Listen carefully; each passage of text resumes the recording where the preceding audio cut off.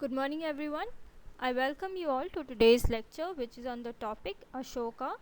I am Dr. Anupama, Assistant Professor, Department of History, Veer Kunwar Singh Ara, Bihar.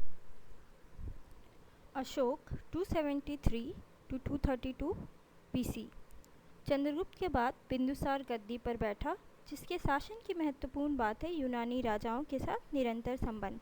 उसका पुत्र अशोक मौर्य राजाओं में सबसे महान हुआ। बौद्ध परंपरा के अनुसार वो अपने प्रारंभिक जीवन में परम क्रूर था और अपने 99 भाइयों का कत्ल करके राजगद्दी पर बैठा। लेकिन ये बात केवल किंवदंती पर आधारित है, इसीलिए गलत भी हो सकती है। बौद्ध लेखकों ने अशोक का जो जीवन चरित्र लिखा है वो कल्पना से भरा है, इसीलिए इसे गंभीरतापूर्वक ग्रहण नहीं किया जा सकता।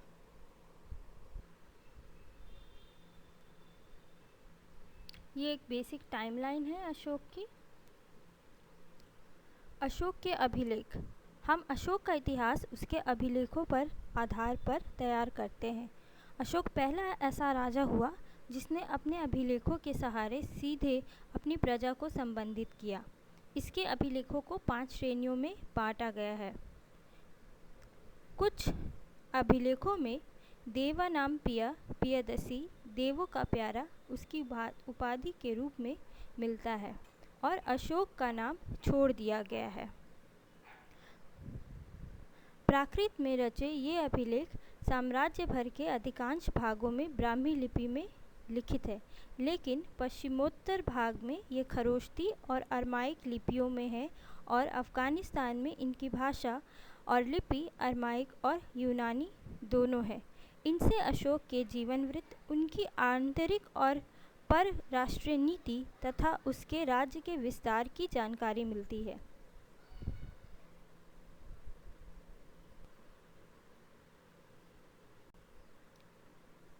कलिंग युद्ध का प्रभाव। अशोक की गृह और विदेश नीति बौद्ध धर्म के आदर्श से प्रेरित है।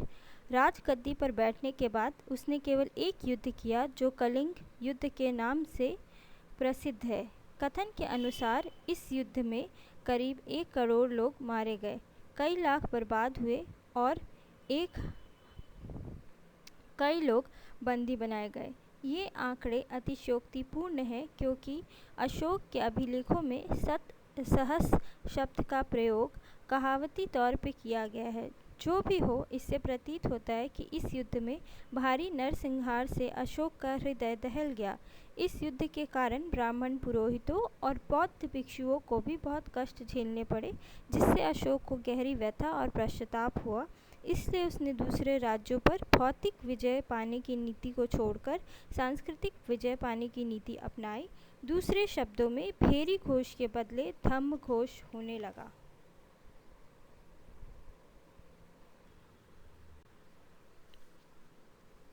आंतरिक नीति और बौद्ध धर्म।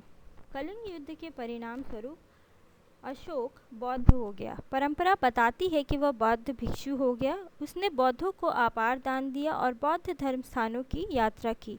उसकी इस यात्रा का संकेत उसके अभिलेखों में आए धम्म यात्रा शब्द से भी मिलता है। अशोक ने अपने बारे में बड़ा उच्च आदर्श रखा। यह आदर्श था राजा का पिता के समान तुल्य होना। उसने अपने अधिकारियों को बार बार कहा कि राजा प्रजा को अपनी संतति समझता है और वो बात प्रजा को बता दे। अधिकारियों से उसने ये भी कहा कि राजा के प्रतिनिधि के नाते वे प्रजा की देखभाल किया करे। अशोक ने नारी सहित समाज के विभिन्न वर्ग के बीच धर्म का प्रचार करने के लिए धम्म महामात्र बहाल किए। वह कर्मकांडों का विशेषतः स्त्रियों के बीच प्रचलित अनुष्ठानों या रस्मों का विरोधी था। उसने कई तरह के पशु पक्षियों की हिंसा पर रोक लगा दी और उसके राजधानी में प्राणी को मारना पूर्ण निषिद्ध था। अशोक ने लोगों को जियो और जीने का पाठ पढ़ाया।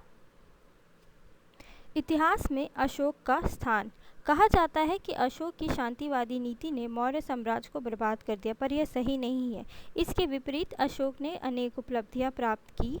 अशोक विश्व में एक महान धर्म प्रचारक शासक सिद्ध हुआ और बड़े ही उत्साह और निष्ठा के साथ काम किया। अशोक ने देश में राजनीतिक एकता स्थापित की। उसने एक धर्म, एक भाषा और एक प्रायः एक लिपि के सूत्र में सारे देश को बांध दिया। अधिकांश अभिलेख ब्राह्मी लिपि में है, पर देश के एकीकरण में उसने ब्राह्मी, खरोष्ठी, अरमाइक और यूनानी सभी लिपियों का सम्मान किया।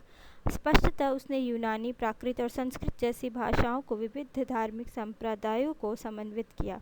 धर्म प्रचार के कार्य में अशोक को अपार उत्साह था। उसने साम्राज्य के सुदूर भागों में भी अपने अधिकारियों को तैनात किया। इससे प्रशासन कार्य में लाभ हुआ और साथ ही विकसित गंगा के मैदान और पिछड़े दूरवर्ती प्रदेशों के बीच सांस्कृतिक संपर्क बढ़ा। भौतिक संस्कृति जो साम्राज्य के मध्यवर्ती इलाकों की विशिष्टता थी, कलिंग और निचले दक्कन और उत्तरी बंगाल में भी फैल गई। सबसे बढ़कर अशोक का नाम इतिहास में उसकी शांति अनाक्रामक सांस्कृतिक विजय के लिए अमर है। धन्यवाद।